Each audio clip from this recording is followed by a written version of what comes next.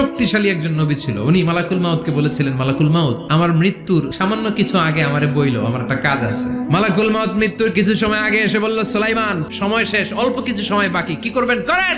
সাইয়েদনা সুলাইমান জিনদেরকে ডাকলো, ও জিনেরা, বিশাল একটা প্রজেক্ট আছে, প্রজেক্টে কাজ শুরু করো। আর কিছু জিনকে বলল, চারদিকে গ্লাস ফিটিং করা একটা রুম বানাও। সাইয়েদনা সুলাইমান আলাইহিস সালাম গ্লাস ফিটিং করা রুমের ভেতরে ঢুকলেন। এই রুমে ঢুকার দরজা নাই, হাতে একটা লাঠি নিলেন, লাঠির মধ্যে ভর করে দাঁড়িয়ে রইলেন আর জিনদের দিকে তাকিয়ে রইলেন। জিনেরা এত বদমাশ ছিল, সাইয়েদনা সুলাইমান দাঁড়িয়ে না থাকলে কাজ করতো না, দাঁড়ায় না থাকলে আজও লোকজন কাজ করতে চায় না, ঠিক কিনা?